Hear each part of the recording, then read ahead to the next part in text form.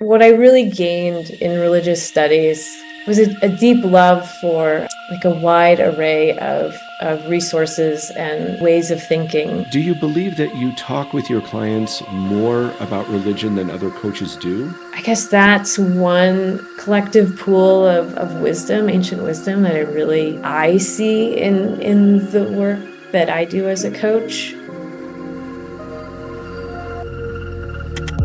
Welcome to the Spirituality in Leadership podcast, hosted by Andrew Cohn. Andrew is a trusted counselor, coach, and consultant who works with leaders and teams to increase productivity and fulfillment in the workplace. If you'd like to connect with Andrew about individual or team coaching, leadership workshops, or team alignment, please go to www.lighthouseteams.com. Enjoy the podcast. Welcome back to the Spirituality and Leadership podcast. In this episode, I speak with Ali Schultz. Ali is the co-founder of Reboot, an organization that supports coaches to do their best work and thereby to support leaders of all kinds to do their best work and be the best they can be. Ali is a friend of Equus here in Santa Fe. She uses horses in her own work and in her own life and speaks about how she phrased it, how horses are so close to devotionalism. But we talked mostly about her new book, that came out in mid-2024, called The Art of Being Human at Work. And it's a collection of essays on a variety of arcs of growth, wonderful, practical, helpful book. We talked about some of the key points in that book and what makes people, what helps people show up authentically at work and lead authentically at work. She talks about her background and her training and how her master's degree in religious studies is very practical. And I love how she brought that to life. And she is just a wise, experienced teacher, a pleasure to speak with, as you'll hear in the conversation. So this episode is Ali Schultz. Enjoy. In this episode of the podcast, I'm so happy to have with me Ali Schultz. Ali is the founder and coach and facilitator, but mostly founder is known for, of Reboot. Reboot is a remarkable coach organization. I'm oversimplifying, and you can correct me. In terms of background, Ali has a master's in religious studies from the University of Colorado at Boulder. She studied transformational neurolinguistic programming at NLP Marin, trained with the Center for Collaborative Awareness, and is a certified Equus experience facilitator. So she has spent some quality time here at the ranch in Santa Fe. And she writes on the Reboot blog, and which I believe is called The Art of Being Human at Work. Is that correct? That's correct. And that has been turned into a wonderful book called The Art of Being Human at Work. And I look forward to speaking with you about that. But first, Ali, welcome to the podcast. Thank you. Thank you, Andrew. It's lovely to be here, circled around this fantastic topic of yours. Thank you. I appreciate that. Well, why don't we start with what is your attraction to this topic? I'll ask you a very open question. How do you approach this when you looked at this and said, I think I want to participate in this? Tell me what's your attraction. Maybe it has to do with your background. Maybe it has to do with where your heart is pulling you. Oh yeah, it's like so many different threads all at once, all converging inside of me probably. But one of those threads is I would say my own experience with feeling at odds with, I will put in air quotes, the working world. I think after watching my parents, struggle between, what my dad would really rather be doing and then the job that he had, that kind of dilemma. I think another thread that is really relevant for me is I have a master's degree in religious studies.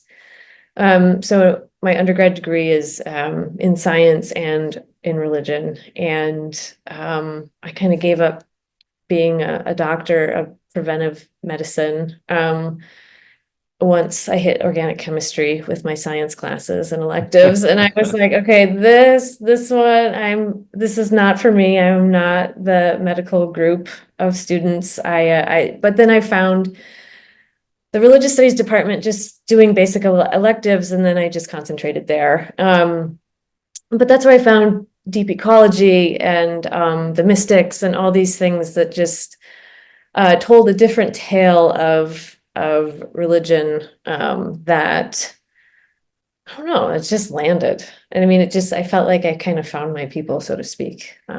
So you had some experience studying religion, kind of top line religion, but then you went a little deeper, and it was when it went deeper, then it really awakened for you, if that's a reasonable word.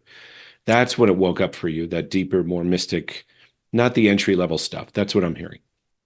Yeah. I mean, like I grew up Catholic, and but we were Catholic, but we didn't know why we were Catholic. We just went to church every Sunday, like that kind of a MO. And I did go to Catholic school, so I learned like that version of quote, traditional religion. But then, yeah, after learning about the mystics and deep ecology, I was like, where has this been all my life? And that just felt more true and more resonant. And I just kept following that curiosity in those threads. And then kind of fast forward, I think, to present day, or even the last 10 years, maybe the last 15 years. I think the third thread that really ties in my attraction and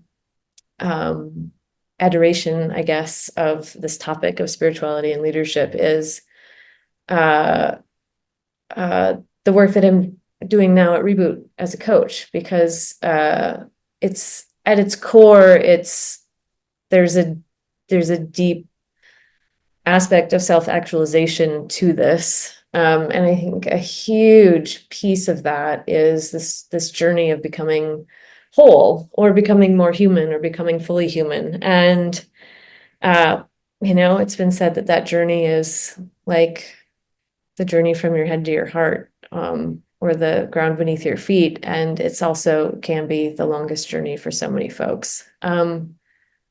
But that, not just as a spiritual or religious-y concept, is really what's at the heart of the work that I guess I do as a coach, and that what we do at Reboot. And so,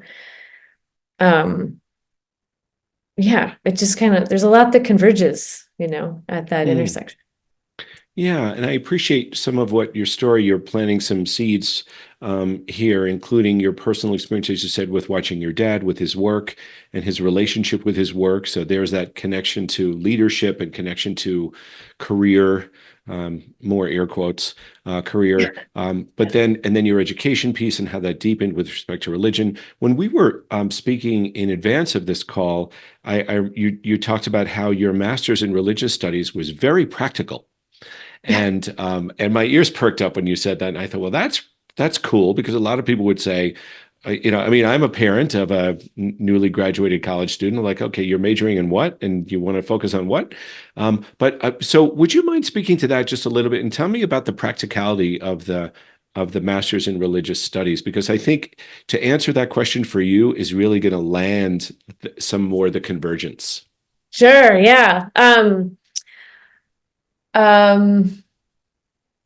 I'll take one step back and just say that religious studies is such an interdisciplinary line of study. It's like anthropology or history. Like there are so many planes that converge just within the container of religion, or wherever the religious studies department in any college. And that's one of the things that I really loved about it. And when I was in Catholic school, oddly enough, I had one class in high school as a senior, which was on comparative religion. And all I talked about was basically like, this is Islam, this is Judaism, this is Catholic and Christianity, and all the Methodists and the Lutherans and India and Hinduism and all those things. And it was just so basic. But religious studies as an academic topic is really the study of worldviews. And if that isn't what we're doing in coaching land as coaches, often, to create, positive change within someone's lives, or to really help them understand the belief systems that are keeping them stuck in the patterns that they want to change. That's exactly what we're doing. And so what I really gained in religious studies was a deep love for like a wide array of resources and ways of thinking, and including a lot of psychologists or play studies or dance theory, as well as, the traditional spiritual texts, like the more esoteric tantric texts from India, where they're talking about what it takes to like truly manifest, like to call something out into the ethers, in front of you. And it's such a rich area of study, and so many great nuggets, including like the Gnostic Gospels, for example, right? Like, so you learn that, oh, sure, we have the Bible as it is, and it got here through a series of councils of white men who have edited and arranged, and it is what it is today in all of its many versions. But when you look at the process of editing and what was carved out and what was left out intentionally, like there was an editor to the existing version of the scripture that so many people subscribe to. And when you look at the historical context, there is so much more richness that was like left behind and shoved in vessels that are shoved in the back of caves. And the Gnostic Gospels, as one example, is an incredible resource, that we're kind of piecing together. Like, what was another side of being in the world, or voices, or what else was being talked about besides this one highly edited version or edict on the way of being human, right? And how we relate to other beings, or just our own sovereignty in the world. So it's such a rich study, and so many wonderful things can converge in religious studies. So what I studied and pulled together was, of course, a master's thesis on horses and Naturally. and humans, yes, and the intersection of all of it. And I just said to my professors, like, look, I just need to keep one foot in the manure pile here, and so I need to write my thesis on horses. So how was that received? And was that sort of an uphill? Did you need the horse to help you go climb the hill of academic pushback when you raised that as a thesis topic?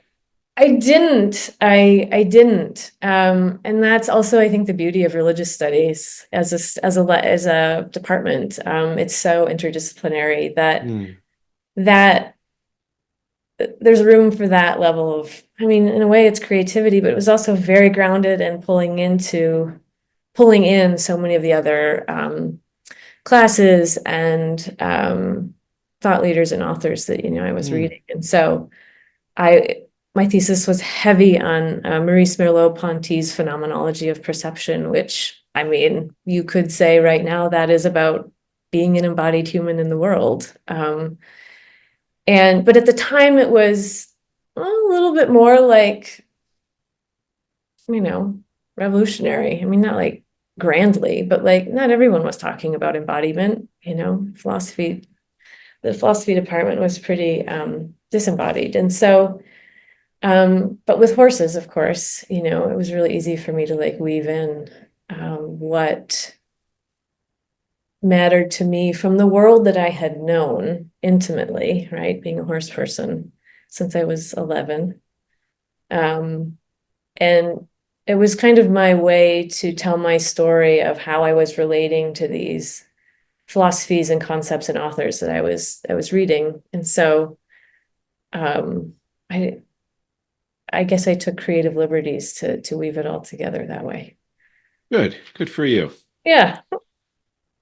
Could you talk a little bit about your background and your background as a horse woman, maybe horse girl first, and how that impacted. I mean, it's so fascinating to think that you're involving horses in a master's thesis in religion. And for you, it sounds like it's just, of course, the next linear step in the congruence and integration, et cetera. But for me, it's new. Could you talk through that just a little bit, and how the four-legged wandered into this discussion? Yeah, the four-legged wandered in actually in New Mexico, of all places. When I was in grade school, I would fly down to Albuquerque every spring break to hang out with my Aunt Dee, who still lives there. And Shout out to Auntie. yeah, big shout out to Aunt Dee.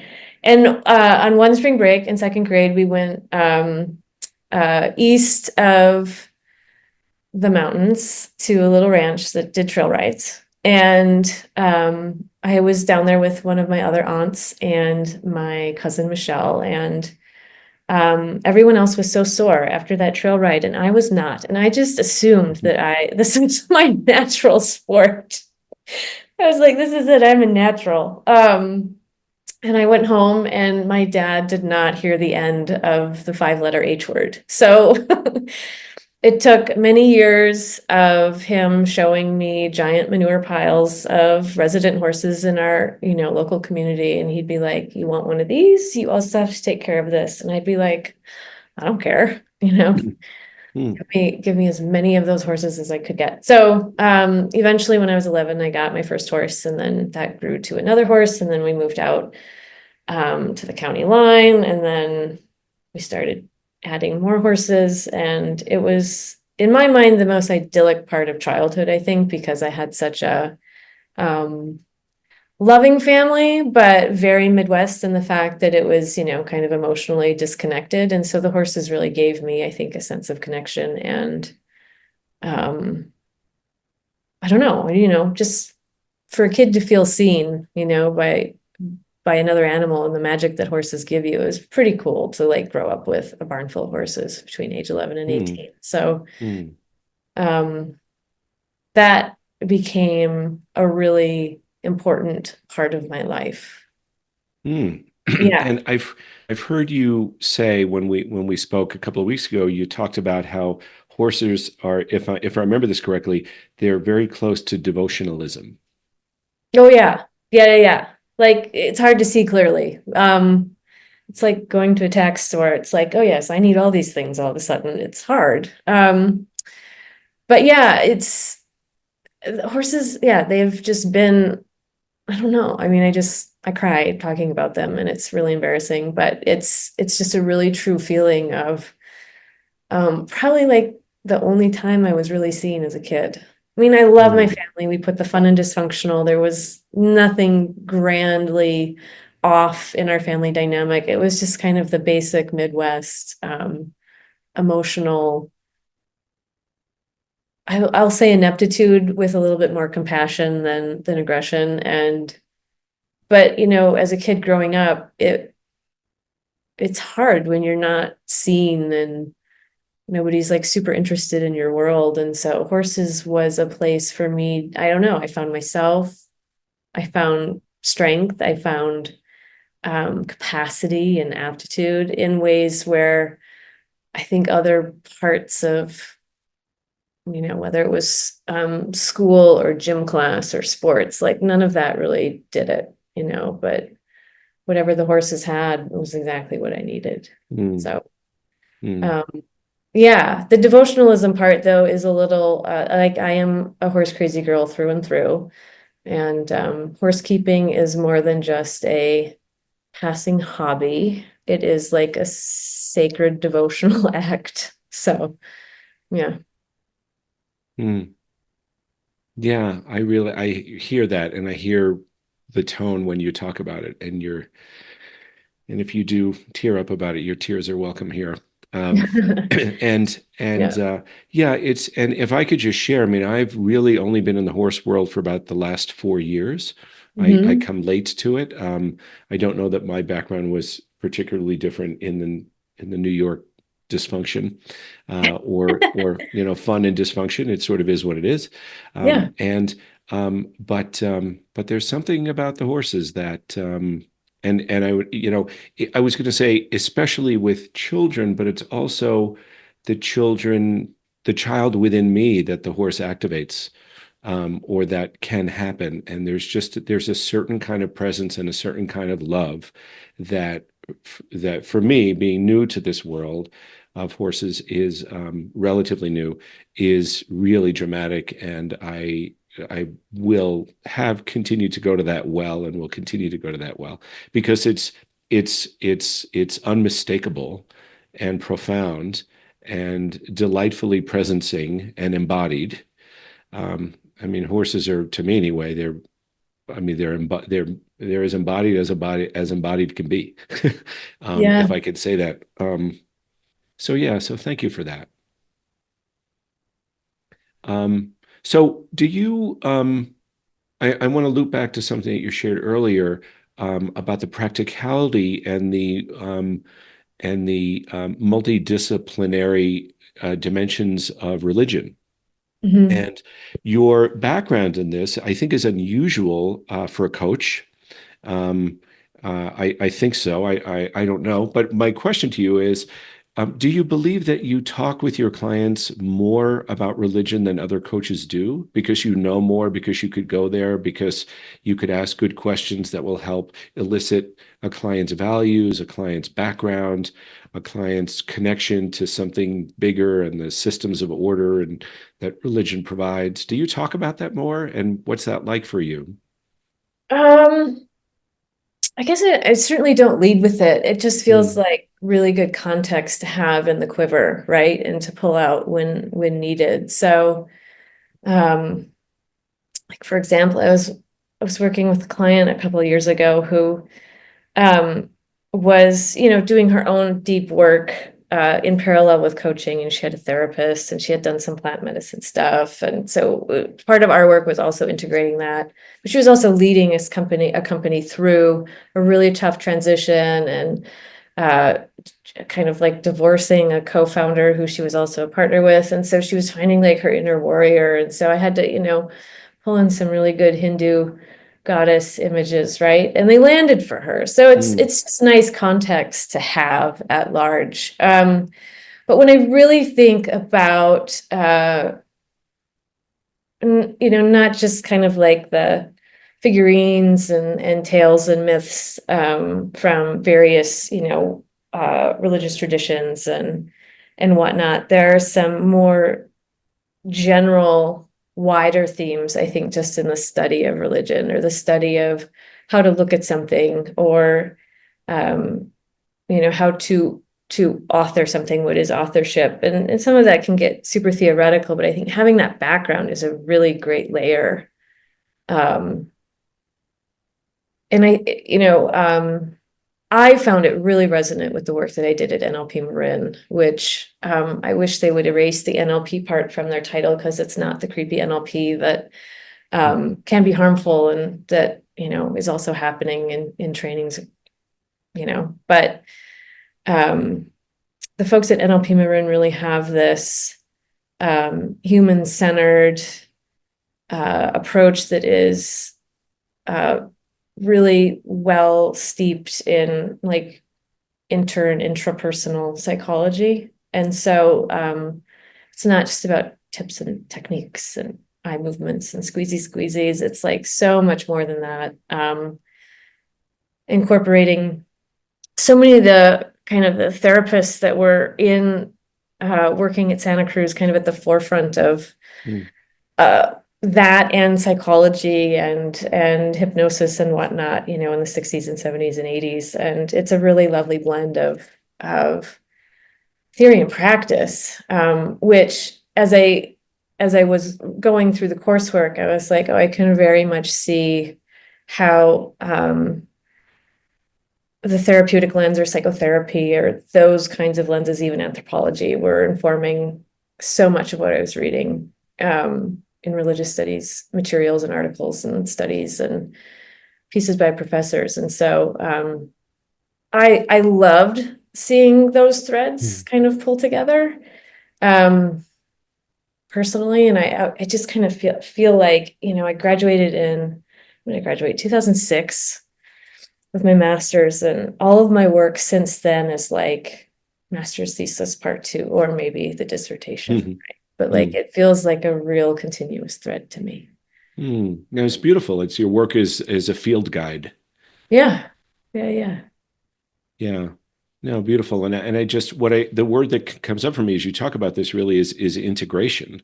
And I appreciate that with your background, you can, I mean, both with the embodiedness of the horse and the integratedness of the religious studies, especially the multidisciplinary religious studies, not and the deeper religious context, et cetera, not the superficial, fortune cookie religion stuff.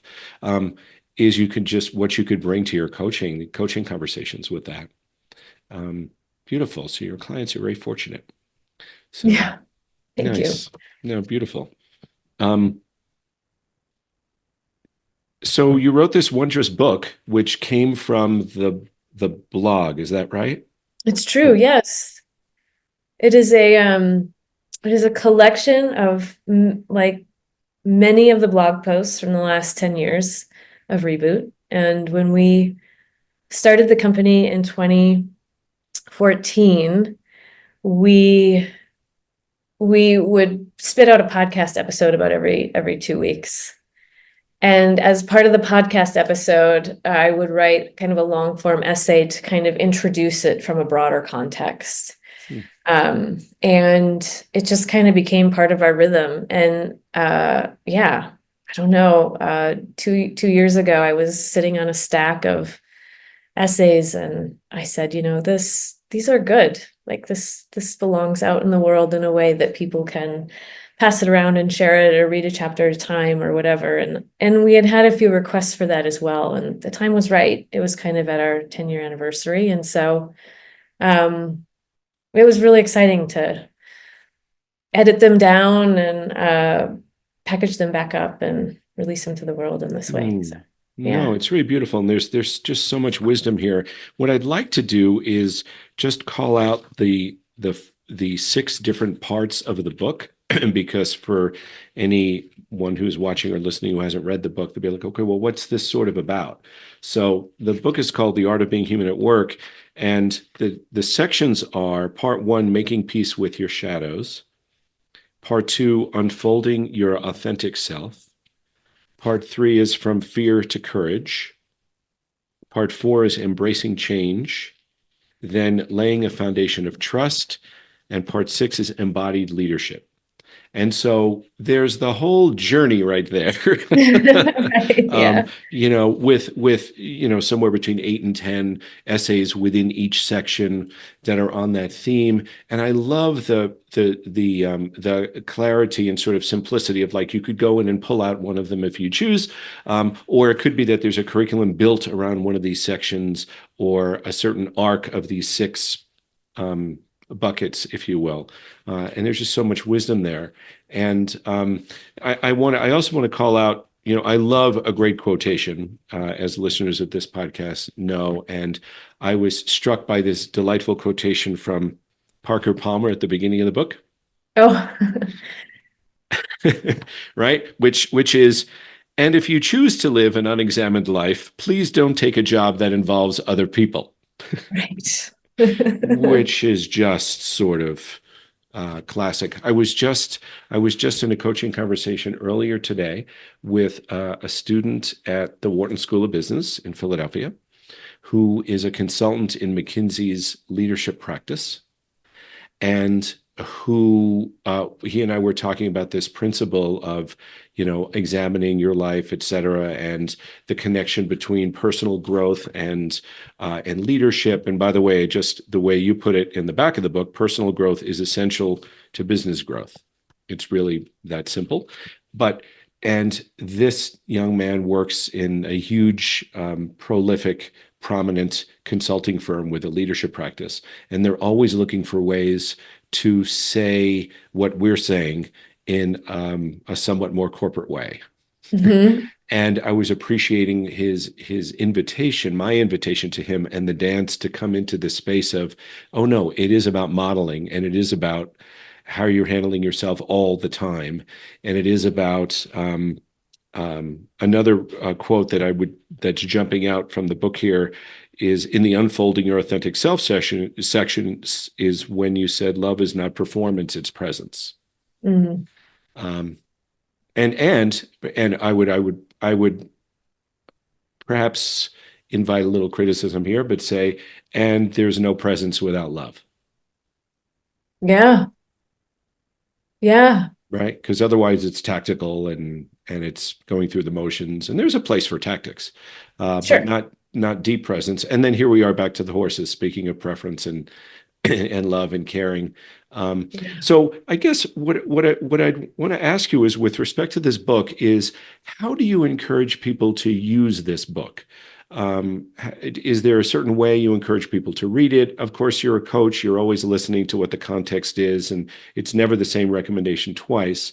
I would never ask you to tell me what your boilerplate thing is, but just like, how do you encourage people to pick up the book and use it? Because there's so much wisdom here. Yeah, there is a lot. I think it's really hard to read in like one sitting. You totally can. But I think taking it essay by essay is it's digestible. It's kind of titrating.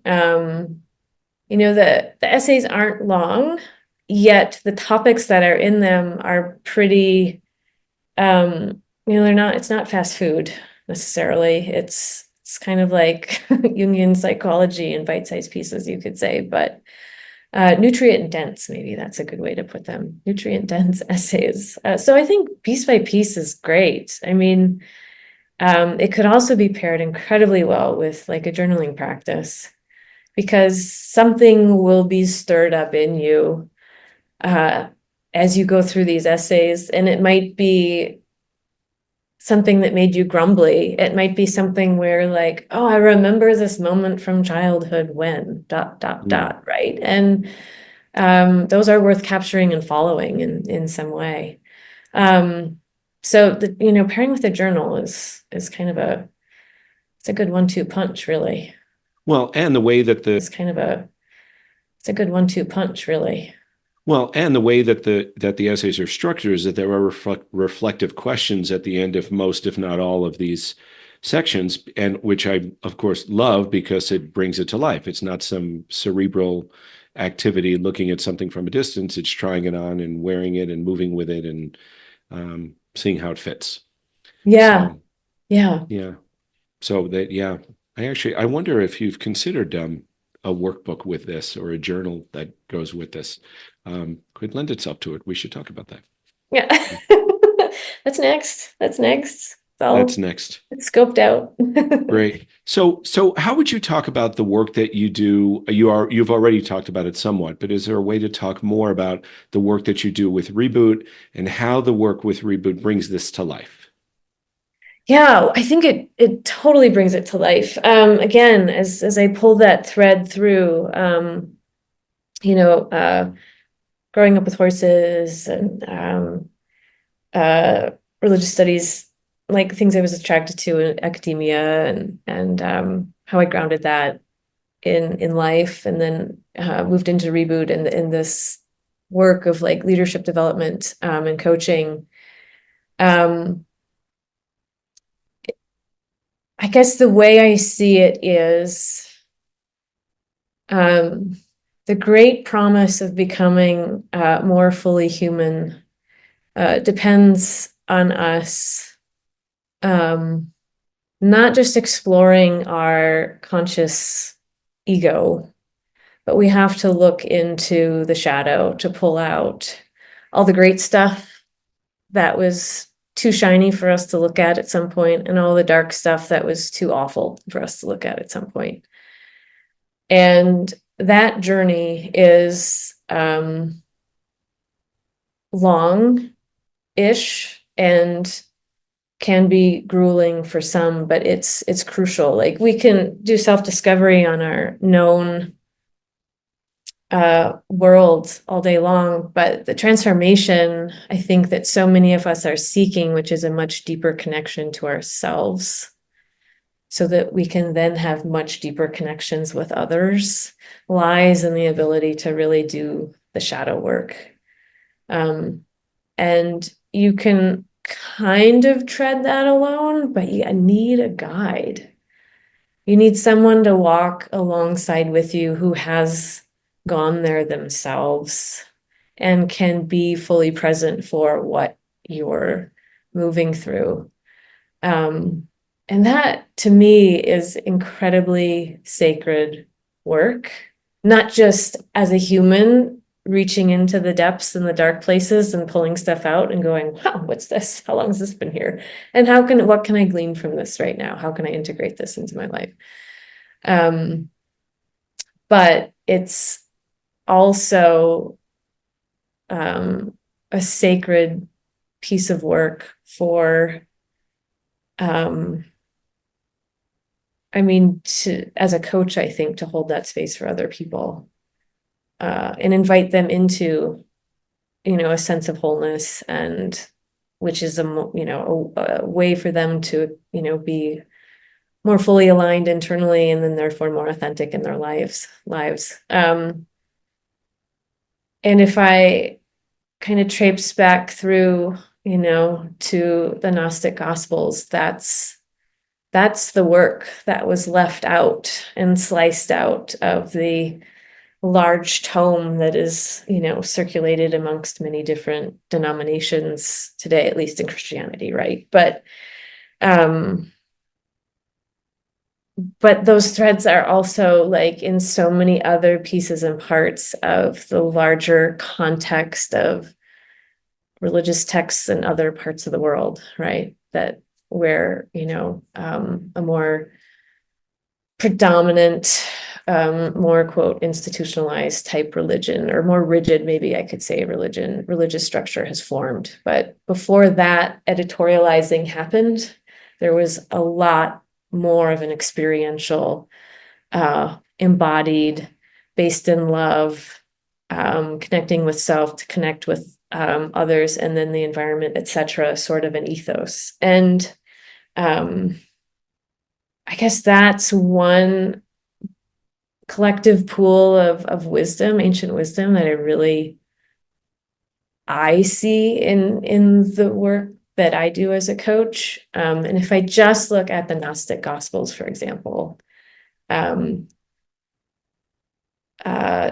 there's this quote from the Gospel of Thomas where Jesus says, if you bring forth what is within you, what you bring forth will save you. If you do not bring forth what is within you, what you do not bring forth will destroy you.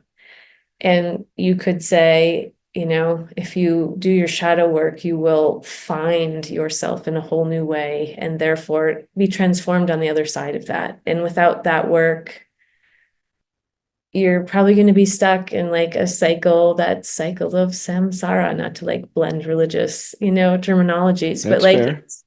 it's Suffering. stuck in the land of ego, that cyclical kind of stuck and struggling motif that people often will raise their hand and say, hey, I think I need a coach because I can't change this myself. And that is, to me, the journey of consciousness. Like if we can open up to the depths of the shadow work and our subconscious and what else is informing us in our own experience in the world, then we have a chance at experiencing reality as it is versus reality, or our sense of reality as the projection screen in our mind. And in a way, there's like, depending on the person, there's a lot of deprogramming because there are so many beliefs that are instilled in us, just between womb soup and age 3. So there's a lot to sift through. There's usually no shortage of material when working with right. Well, there's typically no shortage of material, right? Yeah. If anything, it's like where to start, yes, or what, what comes up first. And yeah, no, I appreciate what you're saying. And it's interesting. Just in the last week, I was listening more to Father Richard Rohr talking about initiation for men, and men's work has been a part of my work over the years, and just this notion of how that was scrubbed out of religious texts, and the impact, of course, the impact of nature and Mother Earth and the feminine and that whole thing that was unwelcome. to say the least.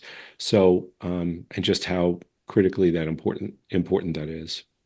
Yeah. For growing into who we could be and being human at work. And what I hear you saying by inference, and I'll just call it out, is that how can we lead at a great level, certainly other people, if we're limited by our own current, conscious, superficial, unexamined beliefs and experiences and the like.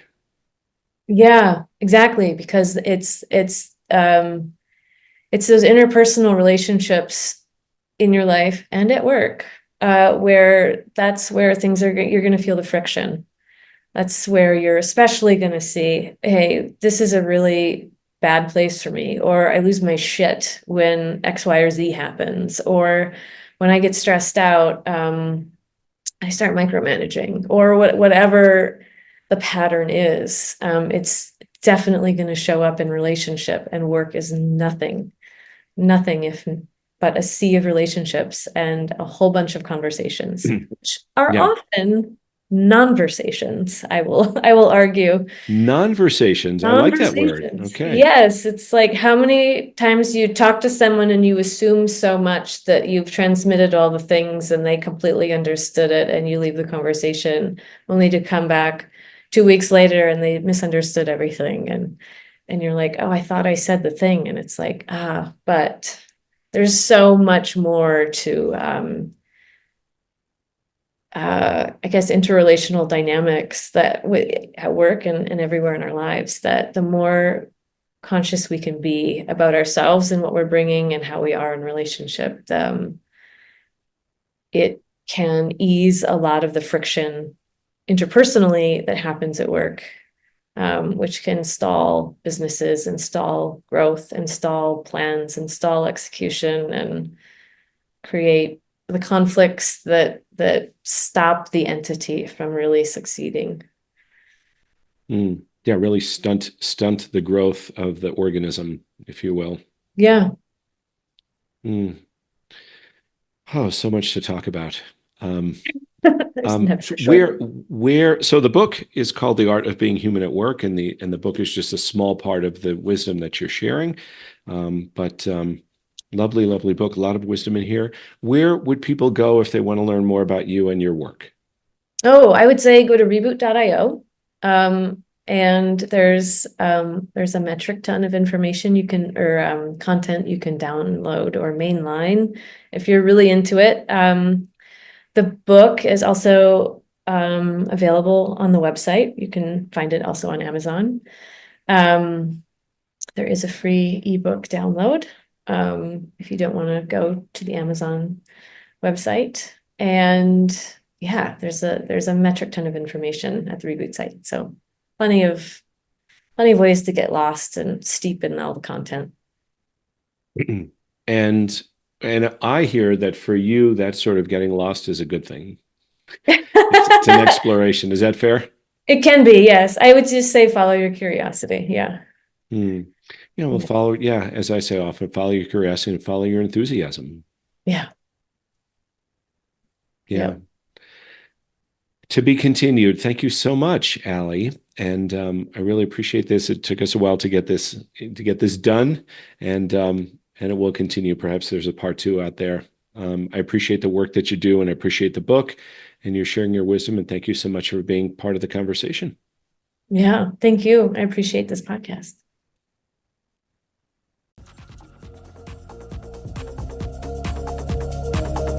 Thank you for listening to Spirituality and Leadership. If you want to access this wealth of knowledge and insight on a regular basis, subscribe to the show. Join the network of leaders who want to do and be better. Visit the site at spiritualityandleadership.com to catch all the episodes and learn more. Until next time, take good care of yourself.